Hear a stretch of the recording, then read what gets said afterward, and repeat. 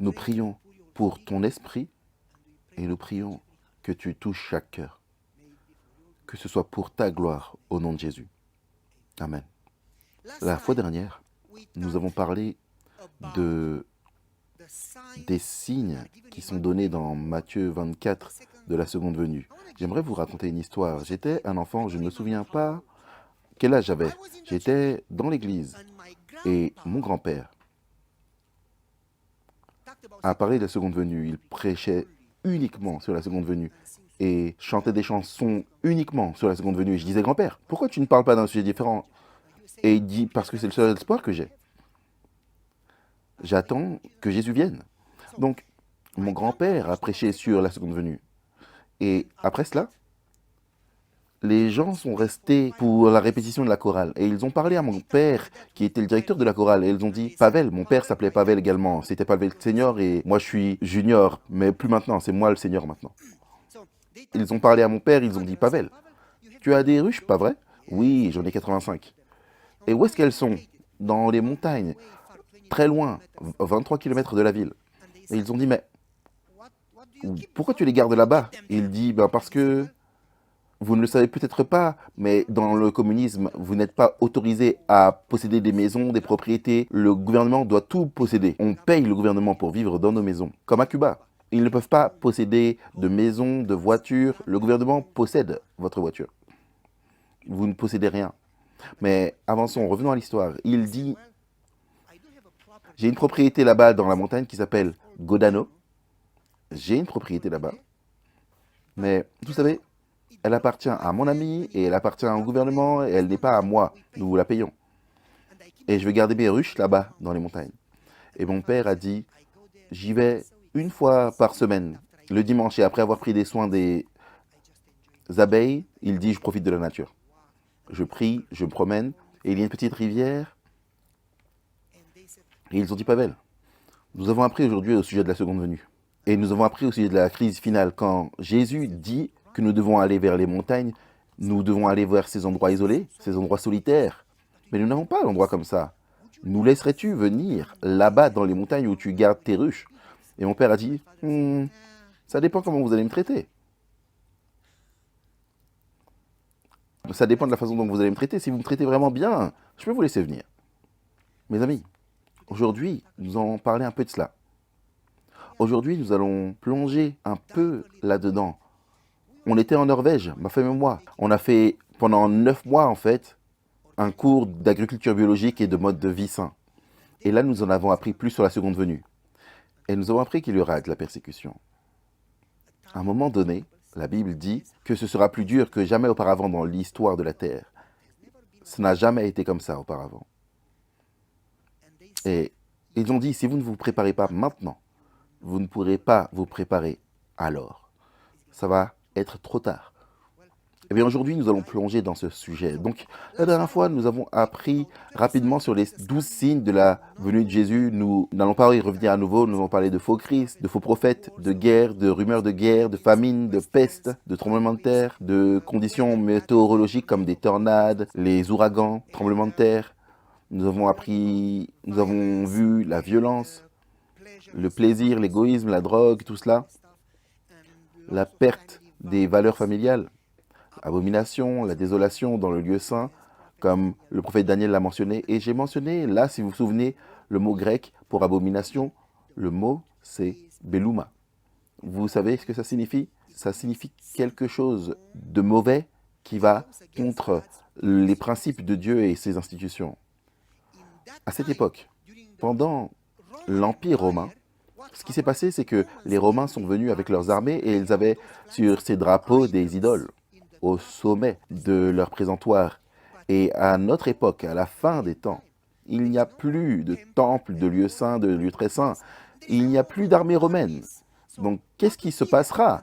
Et j'ai mentionné la dernière fois, si vous vous souvenez, que les seules institutions saintes qui ont été créées par Dieu et bénies par Dieu en tant que saintes, lorsque Dieu a fait la semaine de création, lorsque Dieu a tout créé, étaient la famille et le sabbat. Et à la fin, l'esprit de prophétie nous dit que lorsque les églises iront à l'encontre des valeurs familiales et du sabbat, c'est là la fin, c'est là que ça arrive. Eh bien, je crains que nous vivions dans ce temps. Ça n'arrivera pas dans trop longtemps. Alors, je vais avancer à autre chose et ensuite on va parler des grandes tribulations, de la persécution et comment ça va se produire. Puis, la dernière fois, on a parlé, il y a 2 semaines, on a parlé de l'évangile qui est prêché au monde entier. Et j'ai mentionné, parmi ces 12 signes de la seconde venue, j'ai mentionné la dernière fois, si vous ne vous souvenez pas, je ne vais pas le prêcher à nouveau, ça serait facile pour moi. Et certains d'entre vous pourraient en bénéficier. C'est comme lorsque vous regardez un film une deuxième fois, vous comprenez enfin. Je ne sais pas si vous me suivez. Si vous voulez comprendre un sermon, vous devriez prendre le DVD et l'écouter 2, 3 fois et ensuite vous allez dire ah ah. Je ne vais pas prêcher ça à nouveau. Vous êtes chanceux. Mais il vous faudrait écouter pour revenir à ce sujet et comprendre chaque point des 12. Maintenant, je dois peut-être m'excuser pour quelque chose que j'ai fait. J'étais pressé, j'avais trop de matériel, j'étais fatigué à cause de choses qui se passent dans la famille. Et comme je l'ai mentionné, chaque fois, en 26, 27 de ministères, à chaque fois, sans exception, à 100%, lorsque vous faites quelque chose dans l'église, l'évangélisation, les sorties missionnaires, chaque fois, Satan attaque notre famille, furieux comme un lion, essayant, c'est réel, c'est la guerre. Je devrais peut-être m'excuser parce que je n'ai pas lu le journal, j'ai confus certains chiffres lorsque j'ai parlé de l'économie. Mais mon propos n'est pas de vous donner des chiffres, c'est combien le montant de la dette au lieu de dire 170%, j'ai dit 120%. C'est pas vraiment le problème. Vous savez que la Grèce est endettée, vous savez que les États-Unis sont endettés, vous savez que l'économie s'effondre, c'est pas un secret pour qui que ce soit. Ça ne sert à rien de connaître les chiffres. Le point, c'est de se préparer. Vous me suivez? Donc, écoutez ce sermon si vous voulez le revoir. Je ne vais pas le refaire, mais je vais mentionner ces 12 signes. Si vous regardez à l'histoire, vous ne pouvez pas dire, eh bien, il y a eu des guerres, il y a eu des maladies. Maintenant, vous ne pouvez pas dire ça. Parce que Jésus dit, ce sera comme les douleurs de l'enfantement. Vous vous souvenez? Ça signifie que ça va augmenter en intensité, en fréquence. Ça signifie que si vous regardez le graphique, tous ces signes, tornade en 10 ans, le graphique devenait horizontal. L'économie, c'était la même chose. Et tout était pareil. Les tremblements de terre, la même chose. Le terrorisme, ça n'existait même pas.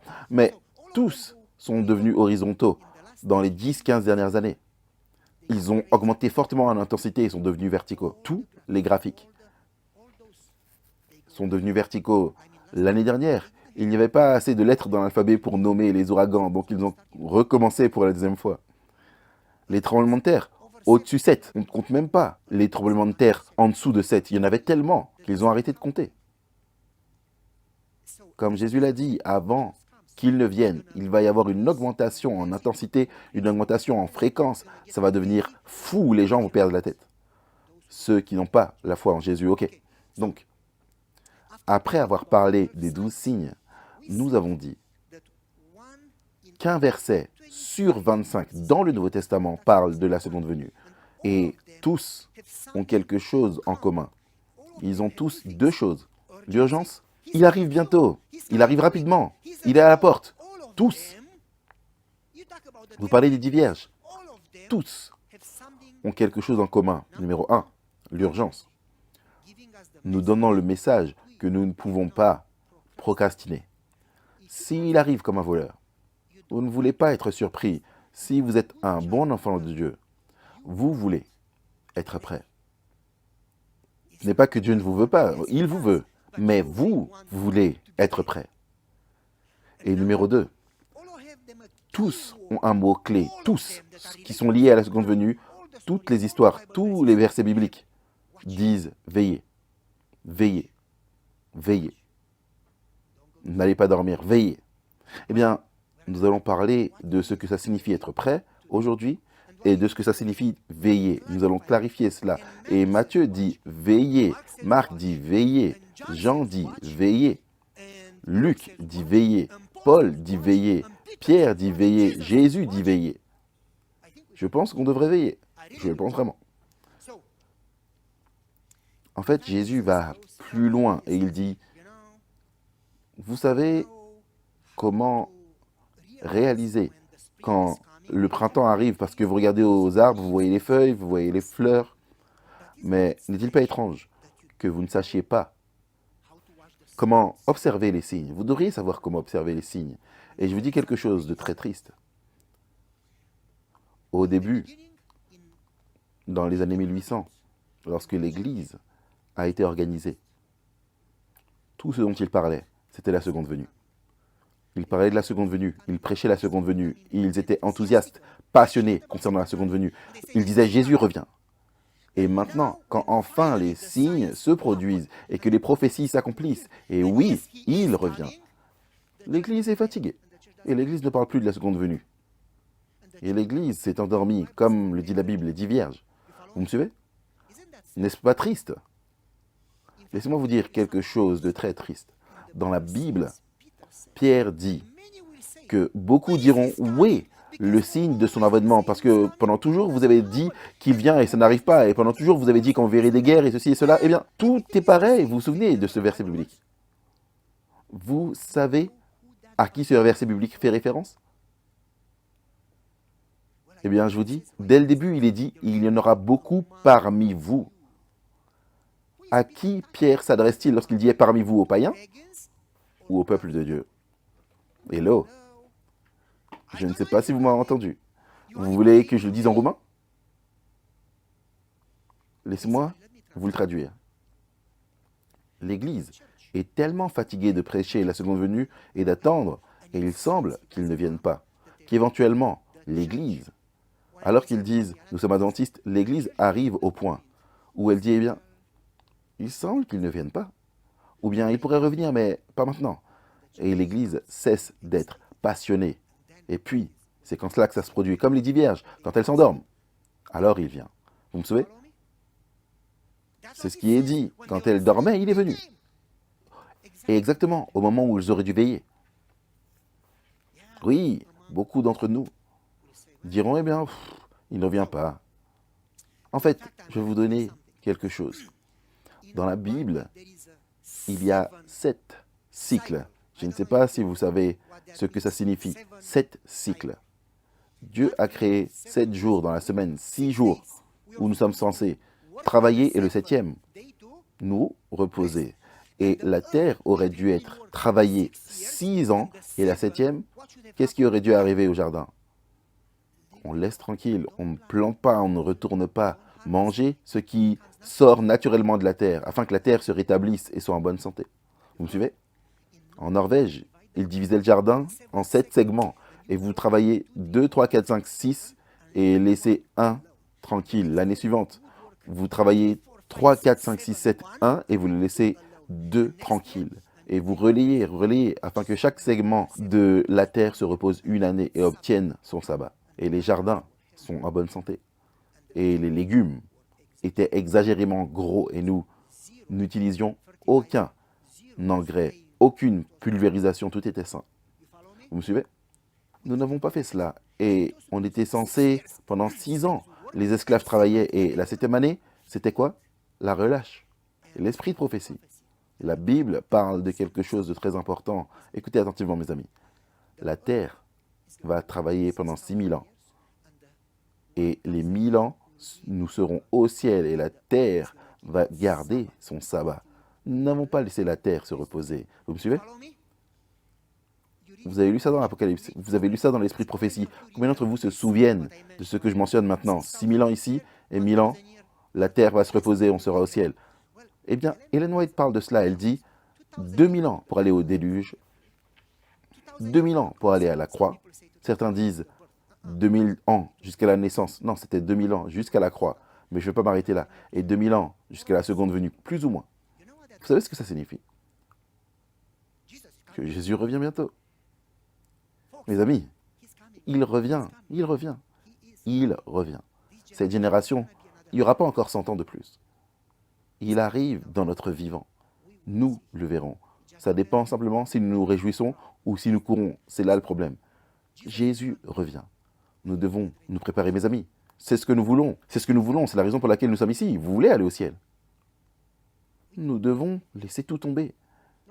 Je ne dis pas laissez tomber votre travail. Je dis faites de Dieu la priorité. Vous me suivez? Ainsi, Jésus revient. Soit dit en passant, ne tournez pas en rond à donner des dates. La Bible est assez claire. Personne ne sait le jour ou l'heure. N'allez pas autour. Oh, le pasteur a dit de la croix. Oh, vous allez muter 2000 ans. Jésus reviendra en 2030. Ne faites pas ça. Il se peut qu'il revienne dans 5 ans. Ou il se peut qu'il revienne dans 10 ans. Je ne sais pas. Mais mon point, c'est, vous voyez les signes et vous savez qu'il revient. Vous me suivez? Préparez-vous. Si vous mourrez ce soir, c'est bon, c'est fini pour vous. Il est venu pour vous. Vous me suivez? Soyez prêts. Et aujourd'hui, nous vous dirons quand et comment se préparer, quoi faire, ok?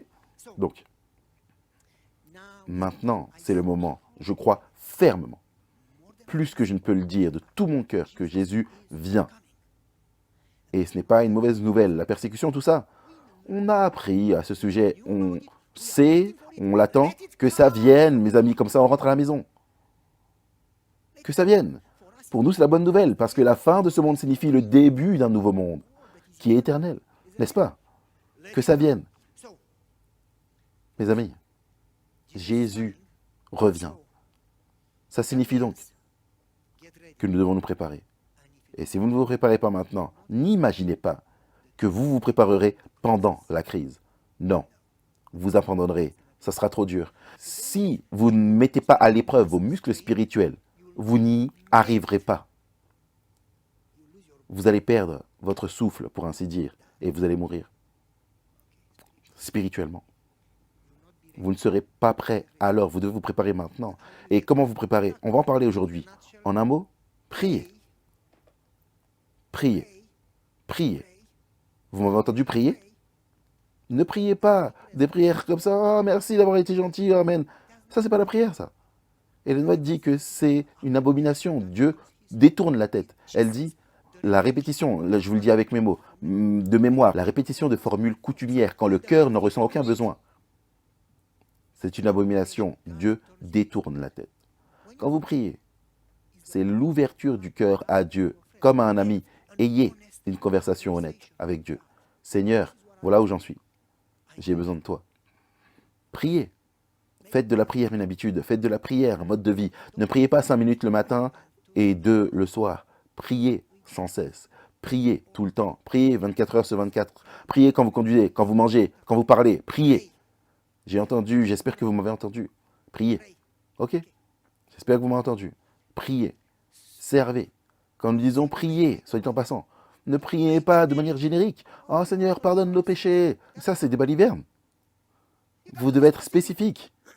La confession signifie Seigneur, j'ai critiqué un tel et un tel, pardonne-moi.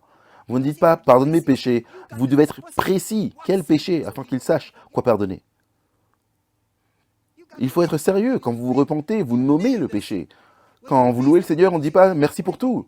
Mais ça, c'est des balivernes également. Vous dites merci d'avoir répondu à cette prière spécifique. Vous devez être spécifique. Quand vous parlez à votre femme, vous dites, ou à votre mari, vous dites oh chérie, merci pour tout. Vous devez être spécifique. C'est ça la prière. Soit dit en passant, quand vous priez pour les gens, quand vous priez pour les membres de votre famille, quand vous priez pour vos voisins, ne dites pas Seigneur, sois avec ceux qui ne te connaissent pas. Prenez 5 noms, 3 noms, 1 nom, 10, si Dieu en met 10 dans votre cœur. Mettez-les sur une liste et priez pour eux régulièrement, quotidiennement. Priez pour ces 5 personnes chaque jour. Chaque jour, Seigneur, je ne vais pas te laisser seul avant que tu aies sauvé ces 5 personnes. Seigneur, je reste ici, tu les sauves. Sinon, je ne te laisserai pas partir. C'est comme ça qu'on prie pour ces 5 personnes. Vous me suivez? Mettez-les sur une liste. Priez pour eux tous les jours. Seigneur, on a de l'évangélisation en septembre. Je veux que tu amènes ces 5 personnes à l'évangélisation. Sinon, je ne vais pas. Je vais avec eux. Je vais les inviter. Tu les attaches à moi avec des zips et ils doivent venir. Je rentre chez moi, je les récupère, je prie pour eux, Seigneur. Vous me suivez? Soyez persévérants, intentionnels, précis, pas génériques. Et ne soyez pas anémiques. Ah, Seigneur, sauve les perdus, sois avec les pauvres. Ça signifie que vous ne vous souciez pas des pauvres et des perdus. Quand vous vous souciez d'eux, c'est comme si vous priez pour votre enfant. Quand vous priez pour votre enfant, vous ne dites pas « Sois avec mes enfants, Amen ». Vous me suivez? Priez avec sérieux. Deuxièmement, servez. Servez. Jésus est venu pour servir. Jésus n'est pas venu pour être servi. Il a appelé son peuple à le suivre. En gros, servez, servez. Ça signifie que ce que nous avons fait il y a quelques semaines, et nous allons le faire encore et encore, nous allons en faire un mode de vie dans cette église. Nous allons en faire une habitude. Nous allons en faire une culture. Servez. Utilisez chaque jour, chaque opportunité pour faire de petites choses. Vous allez au magasin et vous voyez quelqu'un qui n'a pas beaucoup de moyens.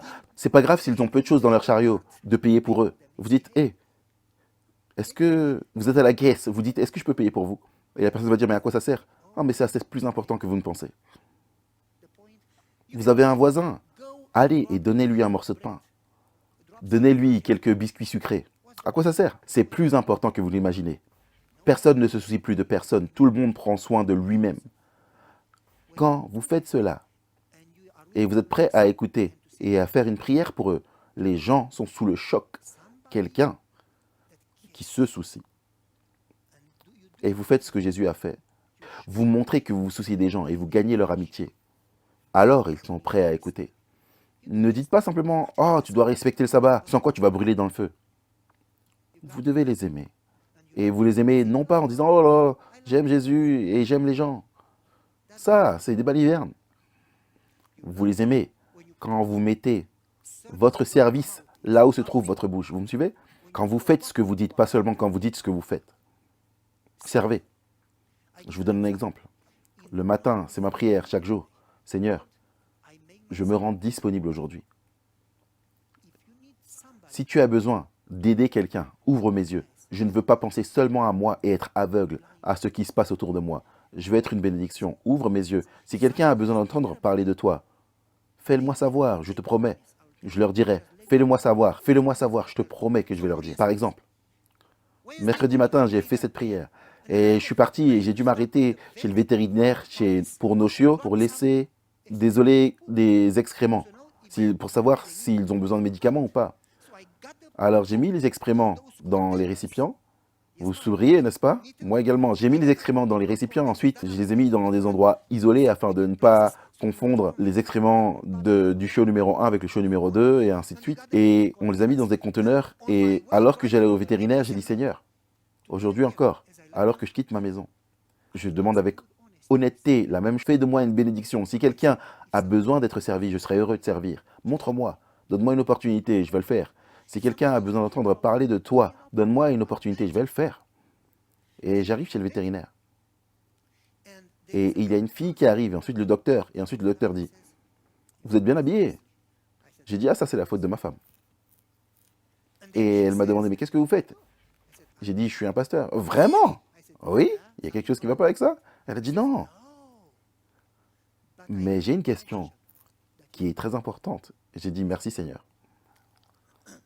Et elle est devenue sérieuse instantanément. Et elle a dit, vous voyez cette fille, celle qui était là avec elle? Aujourd'hui, elle m'a demandé en pleurant, qu'est-ce qui arrive aux animaux quand ils meurent? Parce que son animal de compagnie, après 14 ans, son chien est mort. Et j'ai dit, eh bien, j'ai une réponse pour vous. Elle a dit, ne répondez pas maintenant, allons dans l'autre pièce. On a été dans l'autre pièce, et il y a 5 autres dames là-bas. Et elle a dit, je veux qu'elles entendent, parce qu'on a eu cette conversation. On a eu une dispute. Je leur ai dit que Dieu ne détruit pas sa création. Et elles ont dit, non, non, les animaux meurent et c'est tout. Et maintenant, elle dit, vous êtes le pasteur, donnez-nous la réponse. Et j'ai dit, bien, écoutez attentivement tout le monde. J'ai dit, j'ai des versets bibliques qui vous montreraient qu'en fait, les chiots vont au ciel, les animaux de compagnie. Et ils ont dit, vraiment? J'ai dit, absolument. Dieu les aime. J'ai dit, absolument. Dieu aime sa création. Et elles étaient... Et la fille qui pleurait, elle a dit, oui. J'ai dit, quoi? Et elle a dit, waouh, tu as refait ma journée. Et elle a sauté sur moi, elle m'a fait un câlin avant que j'ai pu dire quoi que ce soit. J'ai dit, ok, merci. Et l'autre dame, qui était un peu plus âgée, qui était sur l'ordinateur, elle a dit, eh bien, j'ai une question alors. Comment expliquer l'enlèvement? C'est absurde pour un Dieu qui est amour. Comme ça, enlèvement, alors qu'on est en train de conduire le bus des écoliers, et tous les écoliers meurent. Ça, c'est pas mon Dieu. Et j'ai dit, ça, c'est pas mon Dieu non plus. Et elle a dit, mais qu'est-ce que vous voulez dire? C'est ce que vous enseignez, vous, non? Et j'ai dit, mais est-ce que vous m'avez entendu prêcher ça? Elle a dit, non. Eh bien, laissez-moi vous dire, est-ce que vous avez appris ça? Et elle a dit, mais à l'église. J'ai dit, non, dans le film Left Behind. Et j'ai dit, les églises n'enseignent même pas à partir de la Bible, elles enseignent à partir de films. Parce que dans ma Bible, il n'y a pas ça. Et j'ai parlé à un pasteur d'une autre dénomination et je lui ai dit de me montrer quelque chose qui dit qu'on sera laissé en arrière dans un enlèvement secret. Et j'ai dit, si tu me le montres, j'ai une belle Acura RL, je te la laisse en cadeau. Et il ne m'a jamais donné de verset biblique parce qu'il n'y en a pas. Et j'ai dit, si vous voulez, la prochaine fois, lorsque je reviendrai Je vais vous donner des versets bibliques qui montrent que lorsque Jésus revient, tout œil le verra. Ça ne va pas être un enlèvement secret. Oh, il est venu en Argentine et on l'a raté. Oh, il a dit ça, c'est une bonne nouvelle. Alors qu'est-ce qui arrive aux gens? Et mes amis, pendant 1 heure, je leur ai donné un sermon complet sur la seconde venue. Il n'y avait pas d'offrande, mais je leur ai quand même donné un sermon. Mes amis, je leur ai dit, écoutez, je ne veux pas prêcher ici. Vous avez demandé, j'ai répondu, je vais vous laisser tranquille. Je veux pas que vous pensiez, ah non, non, non, vous inquiétez pas. On a demandé. Ensuite, le lendemain, je me suis arrêté à nouveau. Je n'avais plus d'excréments avec moi. Mais je me suis arrêté pour avoir les résultats. J'ai fait à nouveau la même prière. Alors que je suis arrivé dans le cabinet du vétérinaire, une dame merveilleuse, gentille. Elle a dit, vous êtes venu pour les résultats? J'ai dit oui. Elle a dit, quelle est la pensée spirituelle que vous avez pour nous aujourd'hui qui nous aiderait à traverser la journée? J'ai dit la grâce de Dieu. J'ai parlé, non pas à propos du sabbat ou l'état des morts. Vous me suivez? J'ai parlé de Dieu. Qui est Dieu? Et elles ont dit, mais n'est-ce pas merveilleux? On n'a pas compris ce mot. Je leur ai donné un mot en grec pour les impressionner un petit peu. Et ensuite, je leur ai dit, c'est quoi la grâce? Et elles étaient, waouh. Quand est-ce que vous revenez? Eh bien, j'ai dit, eh bien, je ne vais pas revenir trop souvent parce que si je le fais, vous allez penser que j'ai un plan. Je vais vous laisser me chercher. Mes amis, quand vous priez le matin, vous dites, Seigneur, je veux servir. Dieu va répondre à cette prière comme si vous priez, plutôt que si vous priez, sois avec moi, aide-moi, bénis-moi, résous mes problèmes, moi. C'est égoïste. Arrêtez pendant 1 seconde parce que Dieu connaît vos besoins. Pensez aux autres et dites, Seigneur, fais-moi une bénédiction et oubliez le moi. Vous me suivez? Faites cette prière. Dieu va répondre à cette prière. Soit dit en passant, il va le faire. Essayez. Essayez, servez. Montrez l'amour et le caractère de Jésus dans votre vie. Il est temps de servir maintenant. Jésus revient. Si vous ne servez pas maintenant, pourquoi pensez-vous que vous allez servir demain? Qu'est-ce qui est différent concernant demain? Servez. Faites du service un mode de vie. S'il n'y a jamais eu un temps pour servir, c'est maintenant. C'est maintenant. Et soit dit en passant, ne soyez pas si obsédés concernant le travail et l'argent. Dans la vision montrée à Ellen White, lorsque le peuple de Dieu se dirigeait vers le ciel, ils avaient des voitures, des télévisions, des téléphones portables. Et alors qu'ils allaient vers la montagne, la route est devenue plus difficile, plus étroite. Et ils ont dû abandonner les voitures. Sans quoi les voitures allaient... Vous me suivez? Vous voyez ce que je veux dire? Donc ils ont dû monter sur des ânes. Et puis la route est devenue encore plus étroite. Donc les ânes heurtaient le mur et ils basculaient de l'autre côté. Donc ils ont dû abandonner les ânes. Mais ils avaient des sacs à dos, des bagages, n'est-ce pas? Et finalement, ils ont dû abandonner les bagages et les ressources et même l'eau qu'ils avaient parce que la route était si étroite. Et souvenez-vous, quand j'ai amené les jeunes en Roumanie, on a été à Bucegi, dans les montagnes. Quand on est descendu, on a pris la corne, on appelle ça comme ça, la corne, dans la montagne de Bucegi, est si étroite que c'est le mur, un petit chemin sur lequel vous ne pouvez pas marcher droit, vous devez aller comme ça. Et puis, c'est un mur et vous voyez en bas, 2000 mètres plus bas. Et il y a un câble sur le mur et il vous faut vous tenir au câble et ne pas regarder en bas. Et il y a un endroit où il n'y a plus de chemin et il faut s'accrocher avec les mains au câble et les jambes qui sont suspendues en l'air. Et d'ici au piano, vous êtes au-dessus de la vallée et vous allez grâce au câble. C'est effrayant, n'est-ce pas?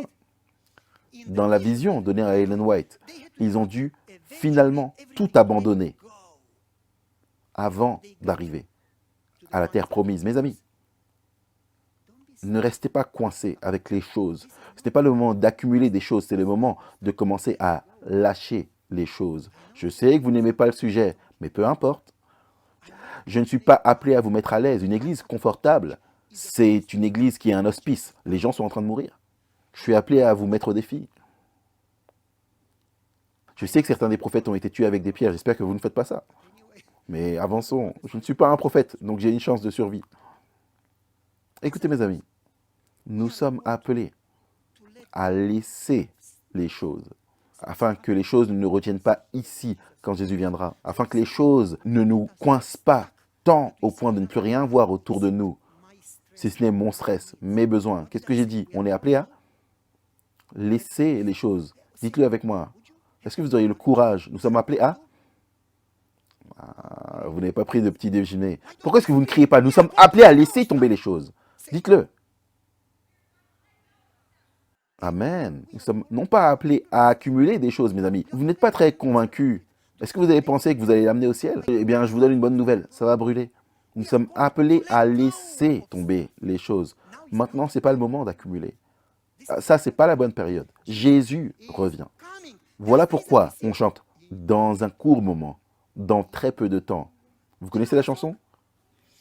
Chantons une chanson qui va nous aiguiller le long du chemin. Dans très peu de temps, nous allons rentrer à la maison. Car la nuit va finir dans le jour éternel. Dans très peu de temps, nous allons rentrer à la maison. Est-ce que vous croyez ce que vous chantez? Est-ce que vous croyez ce que vous chantez? Sans quoi vous n'êtes pas adventiste, désolé. Si vous y croyez, préparez-vous. Préparez-vous. Préparez-vous. Vous voyez, Jésus parle de comment se préparer. Allons-y. Comment se préparer? Rappelez-vous, comment se préparer? 3 points. 3 points. 3 points. Écoutez. Matthieu 24, Jésus donne les signes. Et Matthieu 25, Jésus donne 3 paraboles. Quelles sont les 3 paraboles? Vous vous souvenez?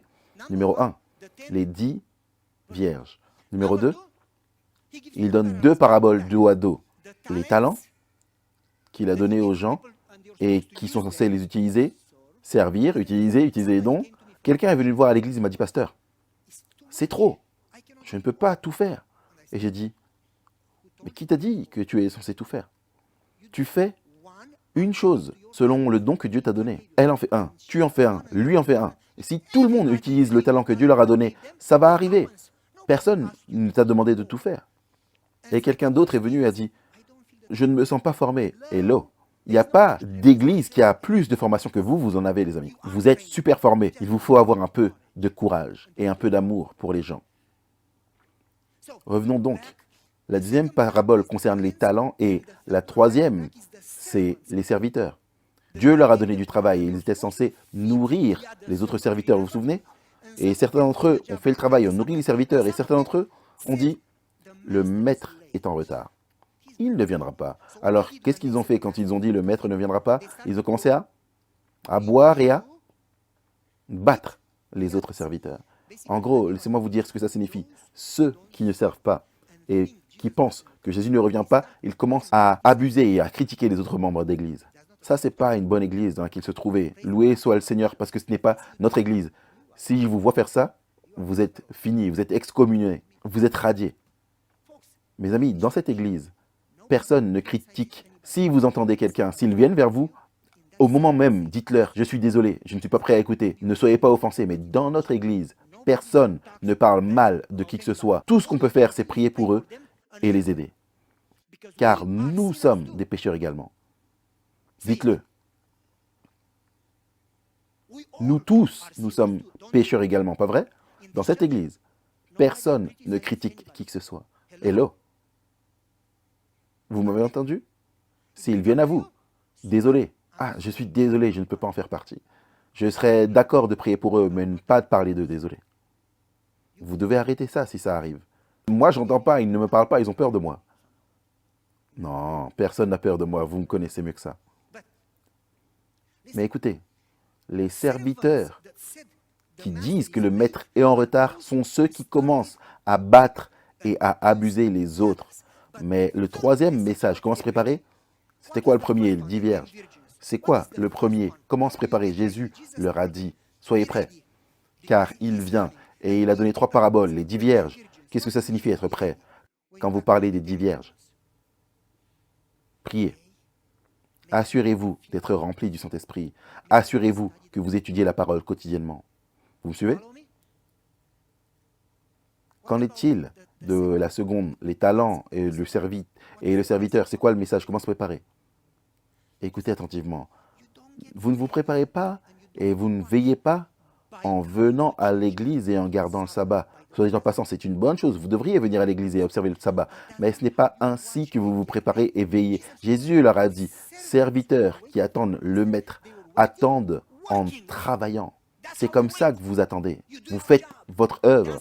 C'est comme ça que vous prouvez que vous voulez que le Maître vienne. Vous prêchez l'Évangile. Parce que lorsque l'Évangile est prêché, il vient. Les serviteurs qui ont arrêté de nourrir ont commencé à abuser. En gros, comment est-ce que vous attendez éveillé? En servant. Écoutez attentivement ce que je dis. Le peuple de Dieu ne sert pas de temps en temps parce que c'est un appel lancé par le pasteur ou lorsqu'ils terminent leur travail, leur loisir, leurs priorités. Le peuple de Dieu sert tout le temps comme un mode de vie parce que c'est comme ça qu'ils sont. Je ne sais pas si vous avez entendu ce que j'ai dit. Qu'est-ce que j'ai dit? Le peuple de Dieu ne sert pas maintenant, le 8 août, et puis le 12 septembre. Le peuple de Dieu sert tous les jours. Pourquoi? Parce que c'est leur caractère. C'est comme ça qu'ils sont. C'est un mode de vie. C'est la raison pour laquelle Jésus dit à la fin du chapitre 25, il dit, il finit en parlant de la seconde venue, il termine avec ceci, le Fils de l'homme viendra et il va diviser un groupe à gauche et un groupe à la droite. Il parle de la seconde venue et du jugement. Et il dit à certains d'entre eux, vous êtes allés à l'église, vous avez observé le sabbat, vous avez changé à la chorale, vous êtes allés au camp meeting et vous avez même fait de l'évangélisation. C'est bien. Mais est-ce que c'est ça qu'il dit?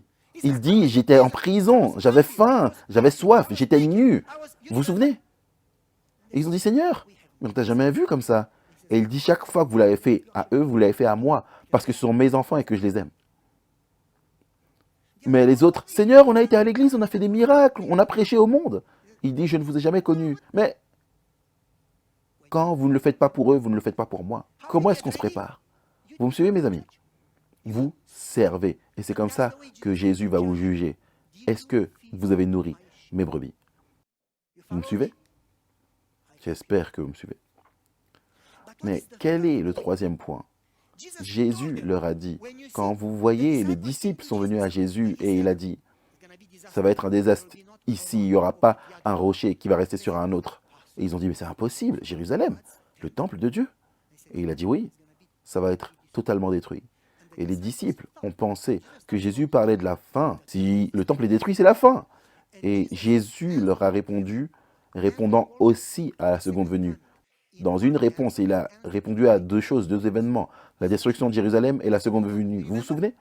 Et Jésus leur dit, quand vous verrez l'abomination dont il est parlé dans le prophète Daniel venir en lieu saint, ceux qui sont sur les toits, qui réparent les bardeaux, ne rentrez pas à la maison pour récupérer vos tablettes. Courez. Vous me suivez?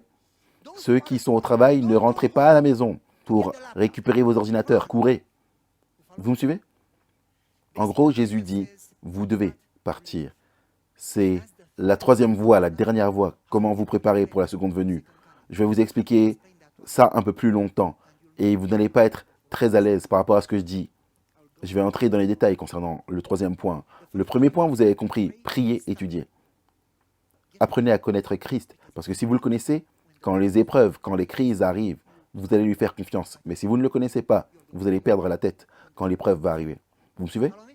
Et vous allez abandonner. Le deuxième, servez. Parlons du troisième, parce que c'est le plus difficile. Écoutez mes amis, soyez en passant, quand vous priez, priez pour Lexington, revendiquez Lexington en septembre et en avril pour Jésus. Priez pour que Dieu, ne faites pas de petites prières, Dieu n'est pas petit. Priez avec audace, de grandes prières. Est-ce que vous avez entendu ce que j'ai dit? Quel type de prière on devrait faire? Qu'est-ce que ça signifie, audacieuse? Ça signifie que vous devez avoir foi en Dieu. Ça signifie ne demandez pas d'eux, demandez Lexington. Seigneur, plante 3 autres églises à Lexington, 4 en tout. Et ça, c'est un peu petit. Mais vous m'avez compris? Passons au troisième point, comment se préparer. Noé leur a dit d'entrer dans l'arche. Est-ce qu'ils sont rentrés? Dieu leur a dit de quitter Babylone quand ils étaient esclaves à Babylone par Néhémie, Zorobabel. Vous vous souvenez? Est-ce qu'ils ont quitté Babylone? Non, ils étaient trop à l'aise là-bas. Ils avaient leurs emplois, leur maison, leur télé, leur Chevrolet. Ils n'ont pas quitté Babylone. Ensuite, Dieu leur a dit de quitter Jérusalem. Est-ce qu'ils ont fait? En fait, c'est ce qui se passe lorsque les armées sont venues. En l'an 70, les armées romaines sont venues. Vous vous souvenez de l'histoire? Les armées sont parties. Et ceux qui ont obéi à Jésus, quand les armées sont parties, ne sont pas revenus pour se concentrer sur leur travail, leur maison, leurs factures. Ils sont partis. Et ensuite, les armées sont venues. Écoutez attentivement. Ceux qui obéissent à Jésus et ont quitté la ville sont ceux qui ont été épargnés. Les autres ont péri. Est-ce que vous avez entendu ce que j'ai dit? Et Jésus dit, ça va être exactement la même chose. À la fin, ceux qui quittent les villes seront épargnés. Les autres souffriront des persécutions. Je ne sais pas si vous m'avez entendu. J'espère que vous m'avez entendu. Alors, comment est-ce qu'on quitte les villes? D'abord, laissez-moi vous donner les avantages pour vous aider en quelque sorte à l'accepter. Quand vous quittez les villes, vous avez l'air pur, le calme. Je ne sais pas si vous savez ce que ça signifie encore. Vous avez un jardin. Les gens qui ne sont pas paresseux devraient avoir un jardin.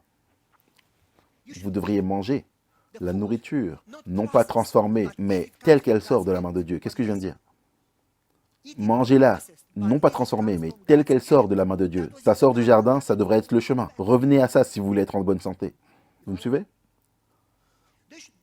Vous avez un jardin, quand vous quittez la ville, vous n'exposez pas vos enfants à la drogue, à l'immoralité sexuelle et à toute influence de Sodome et de Gomorrhe. Parce que on en est arrivé à ce point-là. Vous ne les exposez pas à la drogue, vous ne les exposez pas à cette mauvaise influence. Vous sauvez vos enfants. Et en fait, vous vous débarrassez d'un peu de stress. Soit dit en passant, lorsque les calamités arrivent, les attaques arrivent, l'esprit de prophétie dit, ils attaqueront les grandes villes. Laissez-moi vous demander, est-ce que les avions ont frappé Oradour-sur-Glane le 11 septembre? Est-ce que les avions ont frappé Gruffy? Non, ils ont frappé New York. Je ne sais pas si vous avez compris le message. Quittez les grandes villes. Ok? Allons-y. Plongeons dedans. Parce que c'est... Comment est-ce qu'on quitte les villes et quand? Je vous donne la réponse. Je vous donne la réponse. Dieu dit à Abraham et à Lot de quitter Ur, ou comment vous le dites en anglais? Ur. Ok, peu importe. Vous savez de quoi je parle. Ils sont partis. Mais ensuite, c'était pas confortable. Ils sont restés dans une cabane, dans une maison en bois, et ils sont arrivés à un endroit. Et Lot dit, moi je choisis la ville. Abraham dit, non, moi je vais rester à l'extérieur. Vous me suivez? Qu'est-ce qui est arrivé à la famille de Lot? Il a perdu sa famille. Je ne sais pas si vous m'avez entendu. Nous quittons les villes par étapes. Qu'est-ce que je viens de dire? Nous quittons les villes par étapes. Et je vais vous expliquer comment. Je vais vous donner les 3 étapes, une après l'autre. Première étape, laissez-moi vous donner quelques citations. Hors des villes, c'est le message que le Seigneur m'a donné. Des tremblements de terre viendront, des inondations viendront, des incendies viendront, des attaques viendront, le 11 septembre viendra. Ne vous établissez pas dans les villes, où l'ennemi est servi de toutes les manières possibles, où Dieu est oublié. Nous devons faire des plans pour avertir les villes. Cependant, vivre hors des villes, où nos enfants seront protégés de l'influence de la ville. La vie à la campagne à la page 31. Écoutez une autre. Le temps est proche où les grandes villes seront visitées par les jugements. Dans peu de temps, les villes seront terriblement secouées. Mes amis, vous n'allez peut-être pas aimer ce que je dis, mais peu importe. Faites des plans différents. Quittez les villes. Si vous voulez quitter les villes quand la crise viendra, vous ne pourrez pas vendre votre maison. Vendez-la maintenant et quittez. Je sais que vous n'aimez pas ça, mais virez-moi. Lorsque les signes de Matthieu 24 se produisent et qu'ils deviennent de plus en plus intenses et fréquents, il est temps de quitter les grandes villes. Lorsque les signes de Matthieu 24 deviennent de plus en plus fréquents et intenses, il est temps de quitter les grandes villes. Est-ce qu'ils se produisent aujourd'hui? Je vais vous donner la citation de l'Esprit de prophétie. Il est dit, lorsque les signes de Matthieu 24 s'intensifient, il est temps de quitter les grandes villes. Est-ce qu'ils se produisent maintenant? Donc la première étape, lorsque ces signes se produisent, vous laissez les grandes villes. La deuxième étape, écoutez attentivement, je vais vous donner la citation. Et le verset biblique d'Apocalypse. Lorsque la loi du dimanche est donnée, vous quittez toute ville, y compris les petites villes. Qu'est-ce que je viens de dire? C'est quoi la deuxième étape? Lorsque la loi du dimanche est donnée, vous quittez toutes les villes. Et la troisième étape, lorsque le décret de mort est donné, la crise finale dont la Bible parle, ce temps va être raccourci, très court. Quand les fléaux commenceront, la probation se terminera. Écoutez-moi, quand les fléaux commenceront, la probation se terminera. C'est le moment où vous courez vers les montagnes et les endroits solitaires et isolés. N'emportez pas avec vous votre tablette. N'emportez pas avec vous des boîtes de conserve. Vous courez. Vous ne revenez pas dans la maison pour prendre quelque chose si vous voulez épargner votre vie. Vous courez parce que la promesse de Dieu est claire. Il pourvoira. Ésaïe dit, l'eau et le pain nous seront assurés. Est-ce que vous avez confiance en Dieu? Il a pourvu pour Élie. Et nous sommes Élie dans les derniers jours, n'est-ce pas? Selon la prophétie. Il pourvoira pour vous. Il a pourvu pour Israël dans le désert, pour un groupe de personnes dans le désert. Est-ce que vous pensez que Dieu est capable de subvenir à vos besoins? J'espère que vous le pensez et que vous m'entendez clairement. Maintenant, c'est le temps de partir maintenant, alors que vous pouvez encore vendre votre maison. Allez à la campagne et ayez un jardin et n'exposez pas vos enfants à la ville. Écoutez, quand partir? Je vous l'ai dit auparavant, partez par étapes. Premièrement, quittez les grandes villes quand les signes de Matthieu 24 se produisent. Les catastrophes frapperont d'abord les grandes villes. Regardez ce qui est dit ici. Témoignage volume 7 à la page 82. Les villes impies sont balayées par la destruction dans les calamités qui s'abattent sur les grandes villes. Dieu nous montre ce qui arrivera bientôt à toutes les villes. Alors, où est-ce qu'il commence? Quitter les grandes villes. Lexington n'est pas trop grand, ça va pour le moment. Et puis ensuite, qu'est-ce qui se passe? Pour la crise finale, courez vers les endroits isolés. C'est quoi la crise finale? Soit dit en passant. Soit dit en passant. Ne vous attendez pas à quelque chose de spectaculaire. Il est dit, c'est comme au temps de Noé. Les gens continuaient de se marier, les gens continuaient de construire, les gens continuaient à vivre normalement. Il y a eu une crise financière, ensuite il y a eu un accident, ensuite il y a eu une attaque terroriste, ensuite les gens se mariaient, ils construisaient une autre maison, et instantanément Jésus est venu. Ne vous attendez pas à un avertissement, bonjour, j'arrive. Non, préparez-vous, afin de ne pas être surpris par le voleur. Vous me suivez? Ok, écoutez attentivement. Quand vous voyez l'abomination de la désolation, les seules institutions qui sont saintes aujourd'hui, c'est la famille et le sabbat. Quand vous voyez ces deux institutions attaquées, vous savez que la fin est proche. Écoutez mes amis, écoutez le paragraphe, écoutez ce qui est dit. J'ai passé en revue le verset biblique et ensuite le paragraphe. Il n'y a aucun temps maintenant pour le peuple de Dieu de fixer ses affections dans les trésors du monde. Le temps n'est pas lointain où, comme les disciples, nous serons obligés de chercher refuge dans des lieux désolés. Comme le siège de Jérusalem par les Romains était le signal de fuite, ça signifie non pas de monter dans l'avion, mais de courir. Donc écoutez attentivement, la prise de pouvoir de la part de notre nation dans le décret appliquant la loi du dimanche sera le signe pour nous de quitter les villes. Est-ce que c'est clair pour tout le monde? Quelle est la première étape? Lorsque les événements se produisent, quitter les grandes villes. C'est quoi la deuxième étape? La loi du dimanche? Allez loin de toutes les villes. La campagne, ayez un jardin. Ne dépendez pas des magasins, ne dépendez pas des épiceries, ne dépendez pas du travail. Écoutez, la Bible dit que l'argent va rouiller, votre or rouillera. En gros, en grec, ça signifie que l'argent perdra sa valeur et vous ne pourrez pas ni acheter ni vendre. Vous ne pourrez pas aller au magasin. Si vous n'avez pas de jardin maintenant, vous n'allez pas planter un jardin alors parce que ça va prendre du temps pour pousser et vous allez mourir. Et moi, j'ai un jardin. Et si vous me traitez très bien, je vais vous laisser manger de mon jardin. Et Judy également en a un et plusieurs d'entre vous en ont un. Vous devez sortir maintenant et planter un jardin. Vous me suivez? Si vous voulez, j'ai un cours de jardinage. Je ne suis pas le meilleur, mais on peut partager ensemble. Vous devez partir maintenant. Vous n'allez pas être en mesure de vendre alors. Vous devez vendre maintenant et acheter à la campagne et planter un jardin. Et alors, tout ira bien quand vous ne pourrez plus ni acheter ni vendre parce que vous avez des tomates dans le jardin. Plus tard, Dieu fournira le pain et l'eau. D'ailleurs, Ésaïe 33, verset 16, c'est ce qui est dit. Maintenant, écoutez attentivement. Écoutez attentivement. Pour ceux qui obéissent à Dieu, comme il a protégé Élie, il les protégera et leur fournira de la nourriture. Peu importe qu'il y ait la sécheresse dans le pays, Élie avait de l'eau et du pain. Quand est-ce que ça va se passer? La crise finale, la toute dernière étape, quand il nous faut courir, lorsque le temps de probation se termine et que le décret de mort est donné. Vous me suivez? Je ne sais pas si vous m'avez entendu. Laissez-moi vous donner un exemple.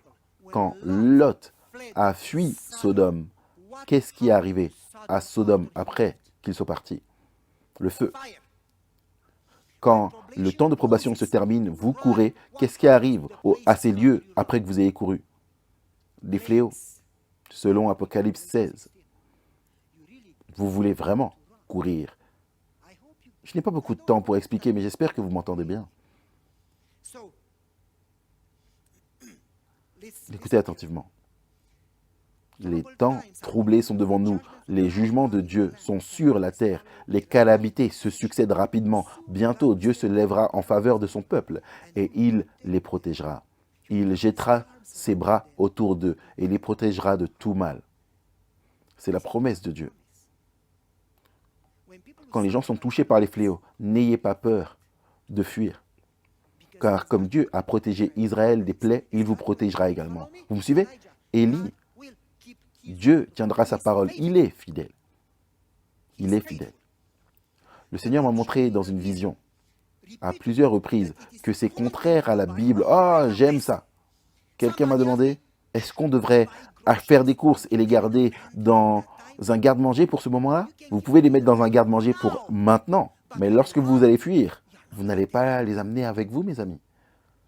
Mais si je construis un bunker et que je descends là et que j'y vais, écoutez ce qui est dit ici. C'est contraire à la Bible de faire des provisions pour notre fuite au temps de crise. Si les saints ont de la nourriture en réserve, dans le temps de trouble, cette nourriture sera prise par les mains violentes. Les gens viendront après vous et prendront votre nourriture parce qu'eux n'auront rien. Vous ne voulez pas cela. Des gens qui vous attaquent, qui perdent la tête et vous tuent pour de la nourriture. Ça va être dingue. Quand les gens ont faim, ils deviennent comme des bêtes. Je l'ai vu en Yougoslavie pendant la guerre, ils s'entretuaient pour de la nourriture. Vous ne voulez pas vous exposer. Vous devez vivre par la foi. Et si vous n'apprenez pas la foi aujourd'hui, vous n'y arriverez pas alors. Écoutez, alors, nous aurons alors à faire entièrement confiance à Dieu. Et il nous soutiendra. Le pain et l'eau nous seront assurés. Le Seigneur m'a montré, écoutez attentivement, que certains de ses enfants, quand ils voient les prix de la nourriture augmenter, ils achètent de la nourriture. Et dans le temps de besoin, alors qu'ils retournent à leur bunker pour chercher leur nourriture, la nourriture est pleine de vers. Et le Seigneur m'a montré que leur maison ne sert à rien, aucune utilité dans le temps de trouble, les maisons desquelles ils ne sont pas débarrassés auparavant. Hello, je sais que vous n'aimez pas ça.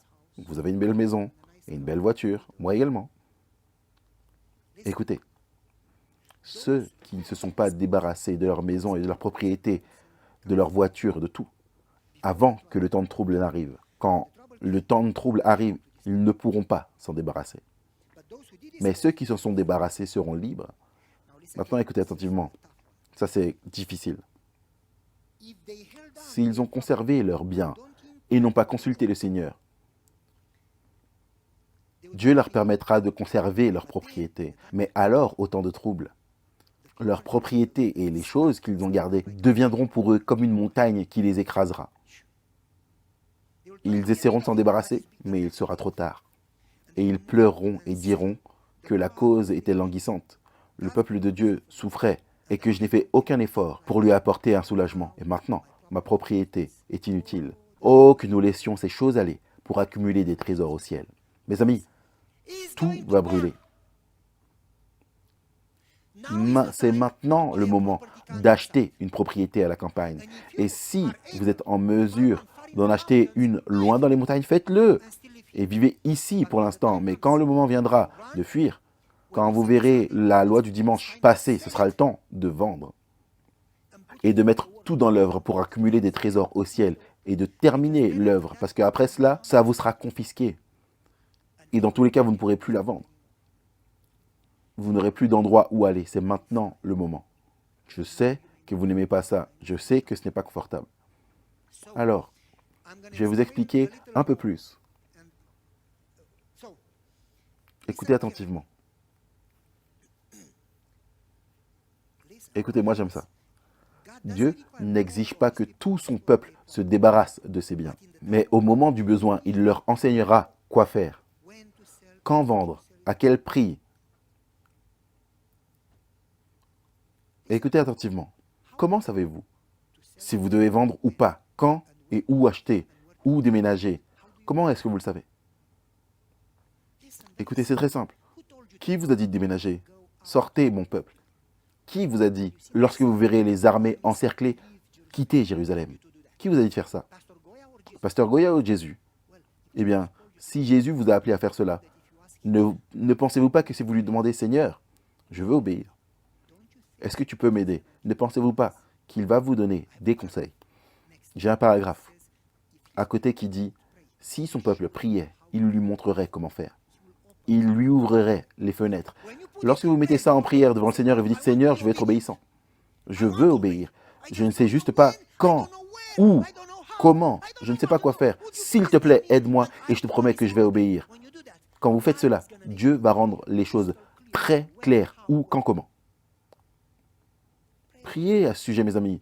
Et je déteste les gens qui vont dans des extrêmes. Ah non, moi je ne vais pas déménager, je vais rester ici. Ils s'exposent, eux et leurs enfants.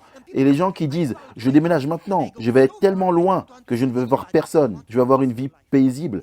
Ils sont égoïstes. Nous sommes censés être des phares. Vous savez, c'est où les phares? Hors de la ville, proche de la ville.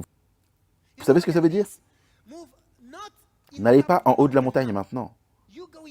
Vous allez à l'étape numéro 3 quand la probation se termine et que le décret de mort est donné. Quand il commence à persécuter, c'est là que vous allez vers les montagnes. Maintenant, c'est l'étape numéro 1. Matthieu 24 se produit. Maintenant, vous quittez les grandes villes. Et Ellen White dit clairement, proche des villes. Qu'est-ce que ça signifie, proche des villes? À une distance accessible en voiture. Afin que vous puissiez sauver les villes. Parce que Dieu a des gens qui l'aiment dans les villes. Vous me suivez? Vous êtes censé vivre hors et travailler dans la ville. Ne laissez pas la ville vous travailler. Vous travaillez la ville. Ne laissez pas la ville vous travailler. Alors, laissez-moi vous donner la citation. Tant que Dieu me donnera la force de parler à notre peuple, je continuerai à les appeler à quitter les villes et à s'installer à la campagne. Christ est à la porte. Ne considérez pas comme une privation le fait d'être appelé à quitter les villes. Les croyants qui vivent actuellement dans les villes devront bientôt aller à la campagne pour protéger leurs enfants. Ce n'était pas le but de Dieu que les gens soient entassés dans les villes. Il a placé nos parents dans un jardin. Il y a deux extrêmes, mes amis. Ceux qui restent, qui s'exposent à la persécution et aux mauvaises influences, et ceux qui s'éloignent, qui vont si loin, qui sont loin de tout le monde, ils sont égoïstes et ne sauvent personne. Ils veulent juste se sauver. L'égoïsme, ça, c'est pas le caractère de Jésus. Il devrait y avoir un équilibre entre les deux. C'est quoi l'équilibre? Écoutez attentivement. Il y a beaucoup de villes dans lesquelles il faut travailler. Dans chaque ville, Dieu veut un mémorial pour Dieu. C'est quoi un mémorial? Une église. Ellen White l'appelle une lumière. Les anges du ciel attendent que nous entrions dans ces villes et travaillions dans ces villes. Parce que Dieu a des gens, parce que Dieu a un peuple. Il dit la moisson est grande. Il veut que nous sauvions la ville. Beaucoup dans les villes sont toujours sans lumière. Ceux qui négligent de faire sonner la trompette du dernier message regretteront amèrement. Mon message, c'est que des compagnies s'organisent et entrent dans les villes, cherchent des lieux appropriés pour tenir des réunions. Les villes doivent être travaillées. Il y a des millions qui ont besoin d'entendre le message. Cependant, écoutez attentivement, le temps est venu où Dieu ouvrira la voie pour que des familles s'installent hors, vers les campagnes. Vous voyez le point? Est-ce que c'est une sorte de contradiction entre les deux messages? Travailler dans les villes, sortir des villes? Christ est à la porte. Ne considérez pas comme une privation le fait de quitter les villes. Écoutez maintenant. Sortez des villes. Beaucoup plaideront pour rester dans les villes, mais le temps viendra où je souhaite. Je vais avancer. Ce n'est pas la volonté de Dieu que les gens s'installent dans les villes. Leurs enfants devraient être épargnés. Écoutez, le Seigneur désire que son peuple sorte hors des villes. J'ai une citation quelque part où il est dit, je ne peux pas la trouver maintenant, peut-être que je l'ai dépassée. Déménagez cependant, venez et faites de l'évangélisation dans les villes. Vivez hors des villes, mais et travaillez dans les villes. Vous me suivez? Je vous donnerai la citation plus tard. Je dois finir. Donc il nous faut déménager hors des villes, mais œuvrer dans les villes. Il doit y avoir un équilibre entre les deux. Priez à ce sujet, et Dieu vous conduira. Écoutez, tout ce que Lot et sa famille ont fait à Sodome aurait pu être fait s'ils avaient vécu hors de Sodome, à une certaine distance de la ville. Est-ce que c'est clair? J'ai trouvé la citation. Le Seigneur m'a montré que nous devons travailler dans les villes depuis les centres extérieurs. Les institutions devraient être à l'extérieur. C'est important que nous vivions à l'extérieur pour réchauffer la ville, mais en même temps, à la fin du paragraphe, vivre là où nous pouvons protéger nos enfants de la ville. Est-ce que c'est clair maintenant? C'est maintenant le moment, les amis. Jésus revient. Terminons. Jésus revient. Soit dit en passant, il y a 2 venues de Jésus et 2 venues du Saint-Esprit. J'espère que vous saviez cela. La première venue, le Saint-Esprit est venu afin qu'il puisse commencer l'œuvre. Pour la seconde venue, le Saint-Esprit viendra comme la pluie de l'arrière-saison afin qu'on puisse finir l'œuvre. Mes amis, il est temps de prier pour le Saint-Esprit. Il est temps de prier pour les gens. Il est temps de prier. Il est temps de servir. Il est temps de vendre nos maisons et d'acheter des propriétés hors de la ville, ceux qui vivent dans des villes extérieures. Demandez à Dieu, il pourra vous dire. Moi, je ne sais pas où aller. Mais il est temps de prier pour cela. Il est temps de prier pour le réveil. Il est temps de prier. Il est temps de se préparer. De notre vivant, Jésus revient. Jésus revient. J'ai lu à propos de certaines personnes qui ont commencé à prêcher ce que nous ne prêchons pas parfois. En Amérique du Sud, en Bolivie, l'un des pasteurs a parlé à 250 pasteurs baptistes. Tous les pasteurs de ce pays étaient dans une réunion et il a été invité à parler. Et il a dit, de quoi est-ce que je devrais parler? Et ils ont dit, peu importe ce que Dieu t'inspire. Et il leur a dit, seconde venue. Il leur a tout dit. Et après avoir terminé, le président de l'église baptiste là-bas est venu le voir et lui a dit, j'ai pris une décision, aujourd'hui je vais garder le sabbat. Qu'est-ce que vous faites si ces 250 pasteurs vont dans 250 congrégations ou plus et ils gardent tous le sabbat? Qu'est-ce que vous faites si ça arrive? Parce que ça arrivera. L'esprit de prophétie nous dit des milliers vont entrer. Et à la fin, l'œuvre va se terminer avec beaucoup plus de puissance qu'avec ce avec quoi elle a commencé. 5000 baptêmes en un jour. Qu'est-ce que vous faites si 5000 personnes arrivent de Lexington? Parce qu'il y en a beaucoup qui ont besoin de Jésus à Lexington. Qu'est-ce que vous faites lorsqu'ils entrent dans l'église? Est-ce que vous êtes prêts à les recevoir? J'en doute fortement. Parce que laissez-moi vous donner la mauvaise nouvelle. Lorsque les gens viennent, ils ne viennent pas prêts. Ils viennent tels qu'ils sont. L'église n'est pas un endroit pour que les gens puissent devenir saints et ensuite venir à l'église. L'église est un hôpital. Ils viennent malades et ensuite ils se rétablissent. Alors ils vont venir avec tout ce qu'ils sont. Est-ce que vous êtes prêts à les aimer ou est-ce que vous dites sortez, habillez-vous correctement? Vous ne devriez pas être ivre, sortez. Est-ce que vous êtes prêts à les aimer comme Jésus les aime? Ou est-ce que vous dites soyez en bonne santé, ensuite venez? Mes amis, priez pour que nous puissions aimer les gens tels qu'ils sont. Priez pour le réveil. Priez pour que Dieu déverse son amour dans votre cœur. Priez pour que lorsque Dieu vous donne Lexington, vous soyez prêts pour Lexington. Vous me suivez? C'est comme ça qu'on se prépare. Ça va se reproduire, ça va se reproduire. Nous devons être prêts. Je me souviens d'un autre pasteur, d'une autre dénomination qui prêchait sur le sanctuaire. Waouh! Et il a dit, j'ai trouvé quelque chose de nouveau. Ellen White dit, beaucoup se lèveront et termineront l'œuvre si nous ne le faisons pas. Ce monde arrive à sa fin. La Bible dit, j'ai vu un nouveau ciel et une nouvelle terre.